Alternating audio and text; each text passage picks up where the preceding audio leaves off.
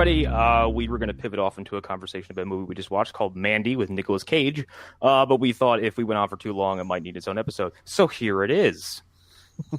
I'm Connor with Eric, Arlen, and Hunter. There, intros are done. Yeah, woo! Figure out who's who. Yeah. Decipher. I have a lot of things to say about a lot of things. Decipher between us pacey sounding white folk. Yeah. I'm Arlen A. Haro. My name is Hunter Davenport. I'm Ed Bauman. I'm Alan Muir. No, it's the Allen Muir. It's like, say it like the Alamo.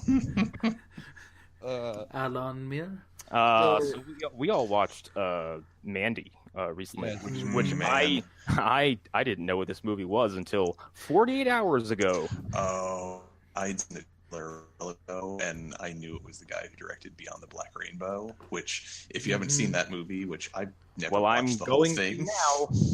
It's a very different movie. It's a very different. Yeah, movie. but I'll watch like when it comes to super visionary directors who have oodles of imagination and like to give uncompromising visions, I'll sit through Refn's worst movie. Yeah, fucking bring it on. No, I stupid. completely agree.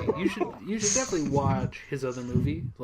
I'm not saying you shouldn't, but it's not gonna be as instantly your favorite as Mandy was for me. I feel confident in saying Mandy's a movie that is really abstract, but there's so much shit in it. You find stuff. I find it hard to even fucking unpack as far as just describing it because there is a demon who does bong rips in this movie. It just presents itself with here's this stuff. Now please accept it. A man psychically talks to another man and a tiger. What? So good. Well, it's the acid, man. No, that's the thing. I went into this knowing who the director was, and within the first 5 minutes, I'm like, "Oh, you've got a coherent plot this time. Okay, cool. Let's do this." Yeah, you have an idea for what you want to do. Not just, hey, that scene would look cool. I don't think if I saw this in a theater, I would like it very much, to be honest. I don't know. I've watched a lot of movies like this in a theater, and that's the best way to watch them. But that's for me. For me, at least, the experience of sitting in this room and in the dark and watching Mandy was insane. I can see that. But I don't know. There's some stuff with the sound in this that I would love to see on a big screen, where it's when you you can't escape it, and the sound cues, and that would. Oh, some of this soundtrack would sound like fucking just like God's thunder just directly in your ears. Mm-hmm. So who want a plot crunch attempt is okay, it's 1983, sure. Yeah. And Nick Cage is this really, really, really regular dude. He is offensively normal. And he's got a little lumberjack. He's got this this kind of little wallflower girlfriend named Mandy who's a fucking death metal head and likes comic books. Mm-hmm. She's almost immediately endearing because you're there's something really captivating about those big, wide, constantly frightened looking eyes of yours. Mm-hmm. And it looked like she had a heterochromia, I think it was, because her one eye, I know there was the scar beneath the one, but it looked like the one was definitely dilated more than the other one was. Can we talk about the knock-knock joke for a second? Nick Cage's fucking dead on arrival joke. That was it's supposed to be that way, but still, he comes in and sees Mandy, goes, knock knock. She goes, who's there? He's like, Eric Estrada. And one of them just goes, Eric Estrada from Chips, and that's the joke. I'm like, that is a joke only those two get, and that's fine with me. Yeah. Well, it was a way to show that they had their own little language between each other. Yeah. It's so well done that I was it's not offensive. I was just what the fuck?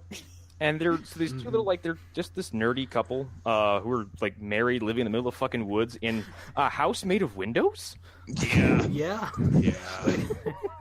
There's so many things I love. I love when they're just eating and they're watching that old sci-fi show. It's their house is the one from 13 Ghosts. Yeah, it does. And then at some point, Mandy goes for a walk and she catches the eye of a fucking cult leader who's played by the same guy who played Thomas Wayne in Batman Begins. Who actually is involved in the actual cult? Wait, what? Yeah, I was reading the IMDb facts on this movie. Linus Roach, the guy who plays Thomas Wayne, and this guy is like in some cult that it's called Enlighten X or something like that. Oh no! Wait, what? Yeah, yeah. I'm pretty sure isn't that the same thing as the Nexium people? Isn't that the fucking It might be. girl from Smallville cult? It might be. I hope not. It might have been the proto version of it. But anyway, so this cult leader sees Mandy and he just decides he has to have her. So he, to say he kidnaps her is oversimplifying this because he doesn't just kidnap her. He gives an underling an ocarina, and tells him he says blood for blood, and then tells him to fucking go outside and play this woodwind instrument. And sacrifice a fat boy. So sacrifice a fat boy. And then 3 Dark Souls bosses on ATVs roll up. One of them is just Hades from God of War. And fucking drink some blood, and then they're off to go kidnap Mandy. Fucking EMC enemies. See, I wasn't even sure if that was blood because I thought that was just some of the acid that they were on. Because I think that could have been. I think both. that jar that Nicolas Cage later on tasted after doing some things with it too is the most aggressively potent drug in the history of drugs. Yeah. I mean, that made my wife and I laugh out loud when we were watching it. We were just like, what? His face melted. Yeah. But regardless, yeah. So these 3. I was wondering about those demons. Are they goblins? Like, I don't know what the fuck they are. They're hellspawn of some sort. No, they're bikers that took some really strong acid and they were never right again. Like the one guy gives the backstory on him. A lot of the plot of this movie is Mad Max, and very specifically one plot point from 30 Days of Night, where, spoilers, Ethan Hawke turns into a vampire by drinking vampire blood. It's not Ethan Hawke, it's, I forget what his name is. Or not, it's fucking... Josh Hartnett. Daywalker. Yeah. It's a great movie. Yeah, Josh Hartnett. But yeah, like, so he takes the evil demon biker acid, and he gains their super strength, which I do want to point this out about the demons. It's like if they're not like hellspawn or like actually demons, like what were they doing before like he called them the Ocarina? Like, I think that they were. They're just assuming that they're just waiting. I think so. Yeah, they're just hanging out and killing people. I mean, think about when you find Nicolas Cage after he gets captured by them. You're a vicious snowflake. After his car hits one and flips, like it. And that guy was okay. Throwing people down just like pits, just random bottomless pits in the bottom of people's houses. Yeah, there's a fucking elevator shaft in the middle of this house in the middle of the woods. Makes sense. But yeah, so like this cult, the kidnap man. Like spoilers for the movie Mandy, but the plot kind of depends on the following actions. Cult leader is like, I need to have her, blah blah blah. They get to his compound, and he slips for like more nightmare drugs that I don't ever want to be within 10 feet of. And then before you go even into the nightmare drugs, don't forget about the giant fucking wasp they pull out of liquid and sting her in the neck with. You mean the tarantula hawk? Yeah, fuck that shit. That's the tarantula hawk. Then she kind of laughs off this cult leader after he exposes himself to a room full of people and nobody reacts, which is the strangest and funniest thing I've ever seen. It's so good. He like breaks down and feels humiliated, so his payback is to go to Nick Cage and Mandy's house, tie Nick Cage up in barbed wire, and then burn Mandy alive. Yep. After the mirror scene, which is just so fucking good. Yeah. Just so fucking good. I was shocked to see Hang Dong. Like, I was, and I... Mm-hmm. We all know what Thomas Wayne's dick looks like. Yep. Great. Yep. Or if you're only a fan of Vikings. You know what's weird is that in 1 year we saw both Thomas Wayne and Bruce Wayne's dicks. Yep. Right. Yeah. You're right. But it just... that entire scene where they have her on the military grade liquid acid, for lack of a better term, and she just starts laughing at his terrible goddamn folk music. It was so perfect. It was almost like what should have happened to Patrick Bateman had anybody else been in the room. Like, Huey Lewis, the news, and then everybody just fucking, it's like, you loser, God. But yeah, she laughs him off, and then he burns her, and then that's kind of what the movie goes into, like fucking Midwestern Mad Max on all the drugs you can take in the universe. Yep. Yes. And then like he fights all these fucking LSD ridden. Oh, by the way, Bill Duke shows up to give us your plot dump, where he's like, yeah, those boys up in those woods, bad drugs, my dude. Like I was so happy to see him. He's so good. I love the Bill thing Duke. is, does he have cancer or something along those lines? Because he was. I think he's just getting. I think he's older than we think he is. Okay. He's old. Yeah. He's old. I wasn't sure. It was also I just shaved my head last night, and the whole time I was doing it, I was thinking about him in Predator. So, anyways, Just shaving with your own sweat. Just shaving to the point where he starts bleeding. yes. And then I was hiding in a log, and Predator's alien weapon decapitated me. But anyways, like Nick Cage, who has been mostly discredited in the last few years as like someone who apparently actually sucks and is just a wacko. Right. And he's not really a headliner anymore, but like, holy shit, he is amazing in this movie. I feel like the director knew exactly what he was doing with him, because he gave him that like 10-minute scene in the bathroom after he freed himself from the barbed wire to just so great. I imagine he told him, just go be Nick Cage. It's just like, all right. I want to believe that he was slamming a real bottle of vodka. Oh, of course he was. As I said in the chat, it's at least at the worst. It's like it's watered here's the thing. down You vodka. can't fake most of that that muscle reflective gags that he was doing, because he's just slamming liquor and he's pissed off. Really holding his throat. That was filmed in between takes. That was just him. Really? Nicolas Cage's fucking rehearsals. That's how he gets ready. Warm up. He showed up in underwear and his tiger shirt, and was just doing that. Okay, I'm fucking ready. can we? And how he's so much better than I thought he would be. Oh, Cheddar Goblin was so great. It's so good. What does he say to the TV when the Cheddar Goblin pops up? I forget. I don't even remember him saying anything because I was just so entranced. He says something like, oh, fucking Cheddar Goblin, and then just walks away. The thing is, like, what made Cheddar Goblin work so well, too, was because it was completely believable as an 80s commercial. Yeah. Like, Like it's that was also Cheddar Goblin is like Adult Swim, like a creation. Like right, the guys did Too Many Cooks did that. Oh yeah, they did. Oh shit. Yeah. Of course they did. Yeah.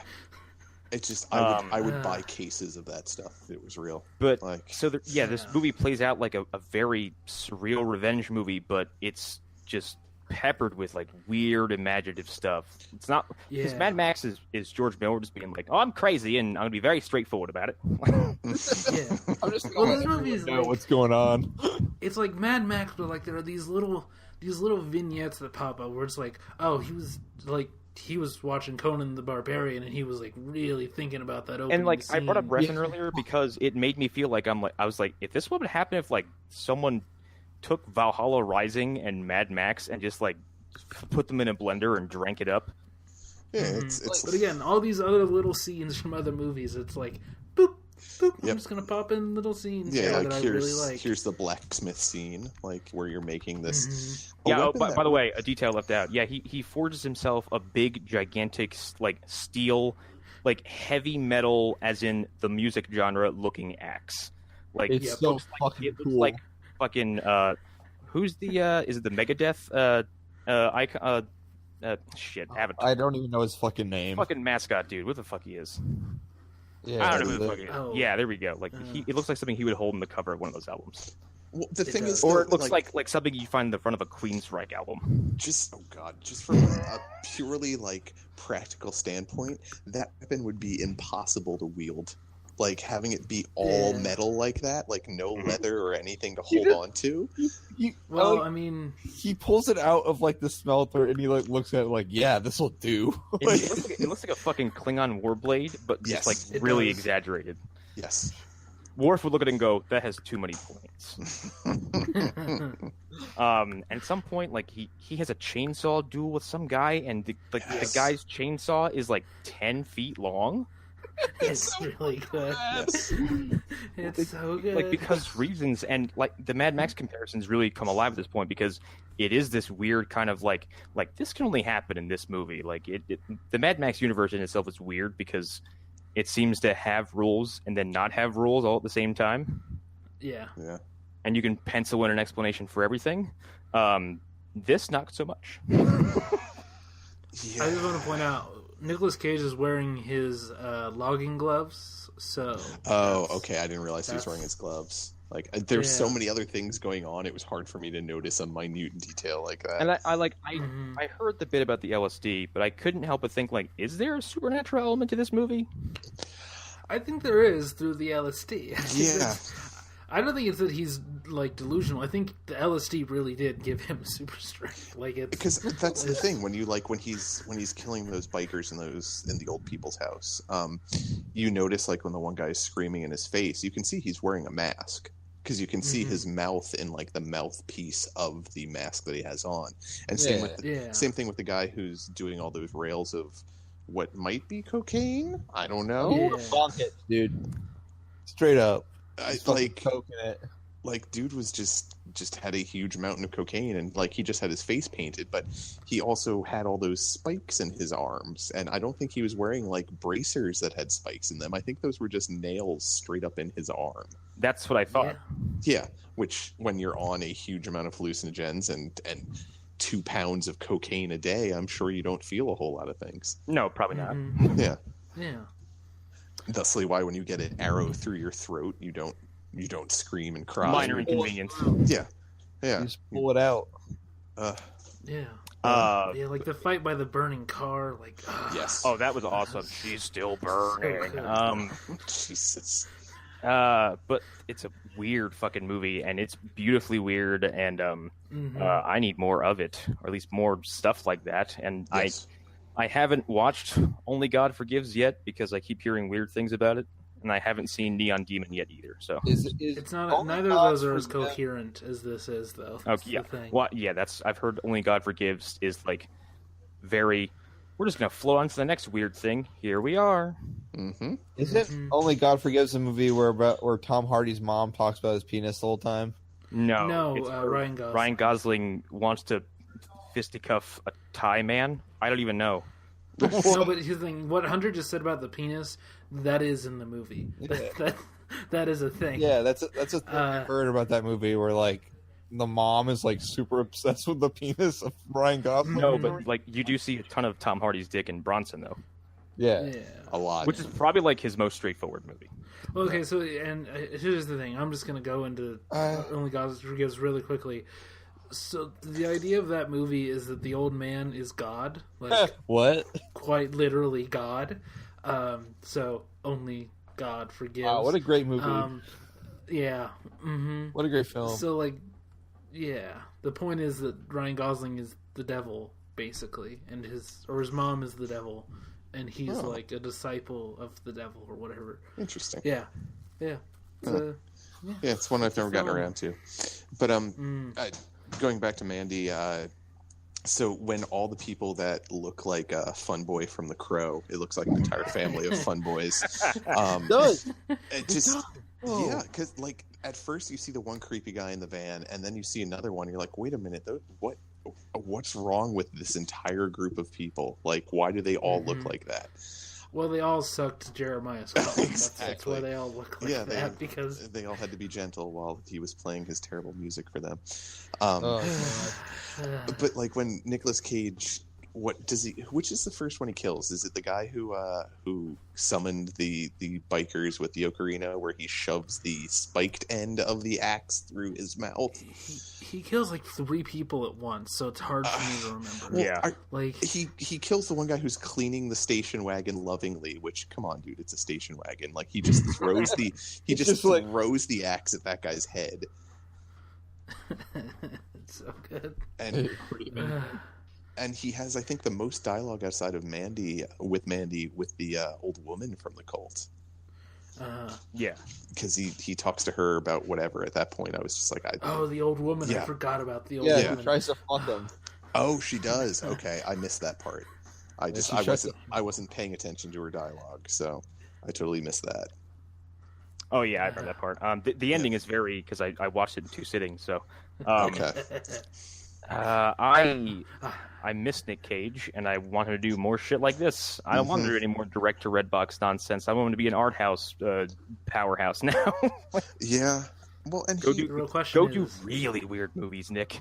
Yeah. You know, if this does well enough, I could see him being like, "Wait, that was a lot of fun. I need to go do more movies like that." I'm gonna do that again.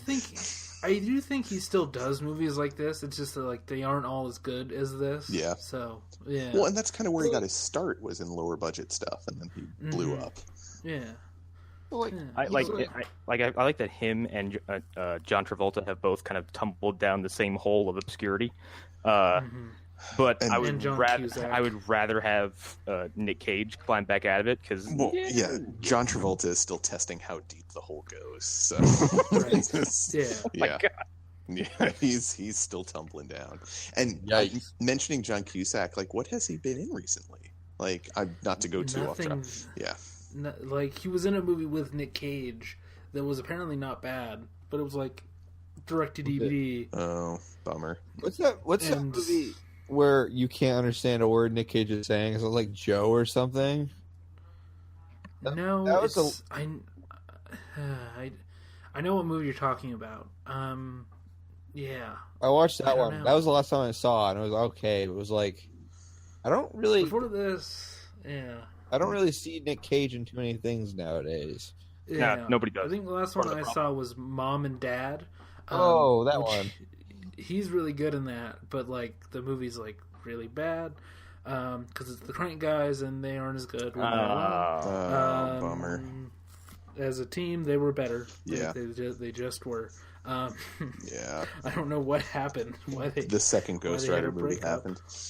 That movie's great. You might enjoy it, but unfortunately, nobody else did. So it's kind of it's a bad thing.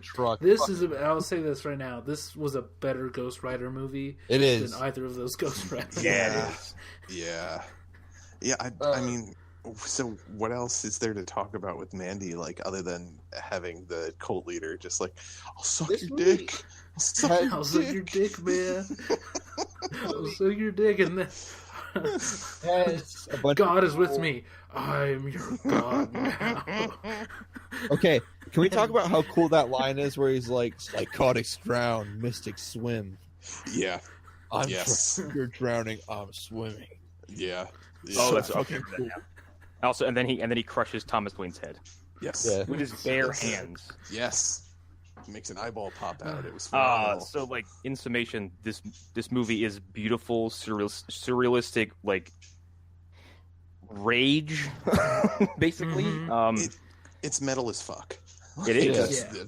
It's the way I said to my wife. Metal as fuck, whilst also being as, like, subdued as it possibly can. Well, the thing I said to my wife is it's an amazing Molly Hatchet cover painted on the side of a van come to life. Yeah. It's really a testament to, like, how like simple movies can be, like, really effective. Like, it's like, because this movie is not complex. Like, it's complex, but it's like also it's not. Yeah, the complexity comes from the performances and, like, that. Yeah, and the camera work. Yeah, that too. And, like, again, to bring up Refn, because it was just my brain went right to him right away. Like, Valhalla Rising is a very, very strange movie, but it's fucking beautiful. And it's really interesting the whole time because there's so much to take out of it, because it kind of can be a movie about whatever you kind of interpret it to be. It's really who hasn't seen it here? We all seen it. I haven't seen I it. haven't seen it, but I don't think I've ever seen it. Wait, you've never? But I believe you've you never because all reference movies are gorgeous. You've never seen one-eyed Mads Mikkelsen as a Viking like fighter prisoner who doesn't say a word for the entire film? I started watching it, and then I wasn't in the right mindset to sit down and watch that at the time. It basically, like, the short version of it is Mads Mikkelsen is like a pit fighter who might be psychic. Like, yeah, he might have like precognition, and then he gets like scooped up by a bunch of fucking crusaders who are like, "We're gonna go find." I can't remember what like they're gonna sail somewhere, and they think they sail into hell itself. When I think they just sail into like a series of islands that are just previously unknown to them, filled with like violent inhabitants, basically like locals. I do know. I do know. know Philadelphia. Someone with a chain at one point. I do know that. Yeah. And it's full of like basically savage islanders, more or less. But like the longer they're there, because they don't know where they are, they have no food, they have nothing. They didn't bring a map. They're blown completely off course. Like they think it's God punishing them, and that Mads Mikkelsen character's one eye is like a curse put on them. Okay. Yeah. It's really strange. That's interesting. It had been on Netflix for the longest time, and it was one of those things that it was just like, you should watch this. I'm like, yeah, I know I should, and then I never got around to it. Yeah, I saw that first, and then Bronson later. Okay, so yeah, Bronson's great. Yeah, Bronson's phenomenal. Yeah. Yeah. I think we can wrap up on this. I don't have anything. Yeah. All I'll say is like, if you haven't seen it, see this. Double feature this with Revenge, because that's a good pairing. So yeah. I would pair this, if you're to do a double feature, like pair this with any late 70s, early 80s vigilante exploitation trash film. Those would all work. And just kind of see how they line up. Like visually, they're very similar films. Like, and that movie does a lot of weird, like hallucination shit, and like the things that you see when you're close to death. And yeah. See, I would say pair this with excuse me.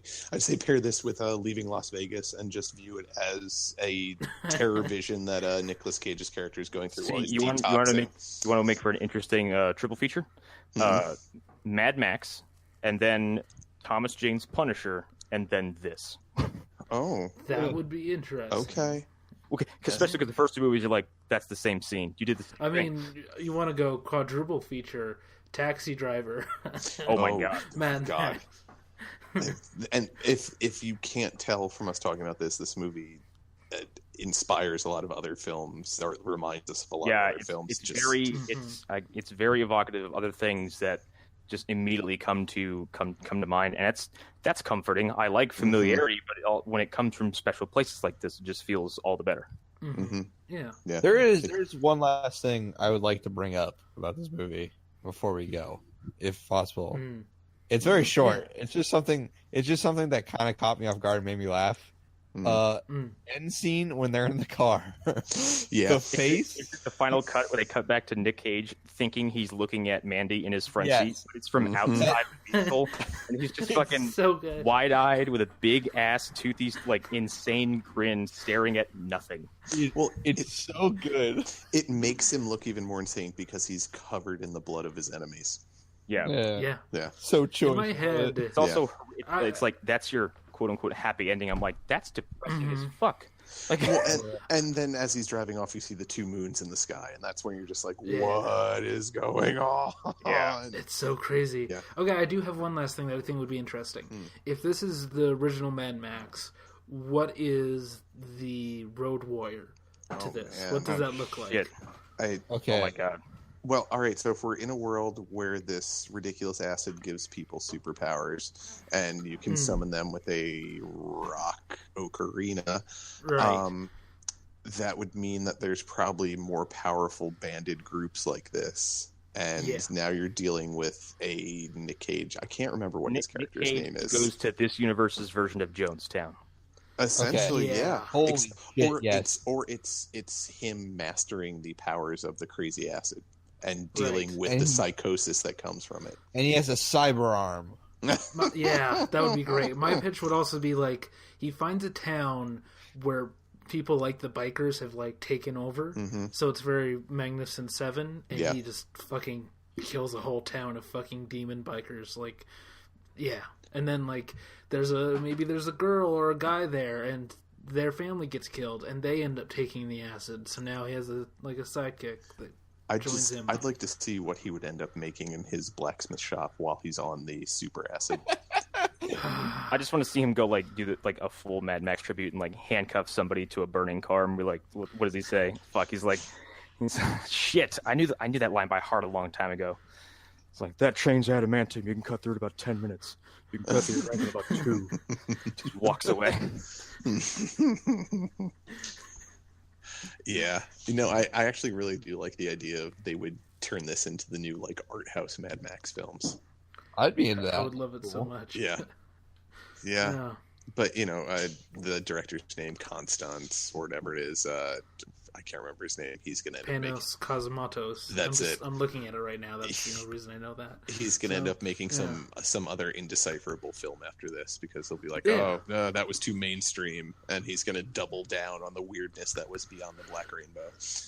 I mean, maybe, but like at the same time, like, come on, give us the comeback. Because I think the full comeback for Nick Cage is the second one comes out and it's like a giant hit. Like that's the way to go, I think. But that's I think that'd be awesome. Yeah.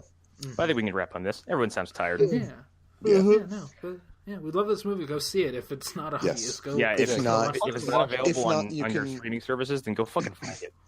You can get it on iTunes and Vudu at this point. And that's Google. where I got it. And we sound low energy. But we're all just kind of tired, and just it's been a slow week. And but we really love this movie, and we don't do movie specials, or at least like mini specials on movies that don't fit into our criteria. I think The Guyver has been the only thing that came close. I don't know, like. This movie and The First Reformed are like my favorite movies of the year so far. So like, go fucking. Yeah, if you're one of those people who think that there's no original film anymore and it's all just remakes of remakes of remakes, then you're not looking in the right places. Yep. Yeah, or you think it's all superhero films. Like there is a wealth of stuff out there. But on that note, bye everybody. Yeah, bye. Bye. Bye. I want to put big. Bye.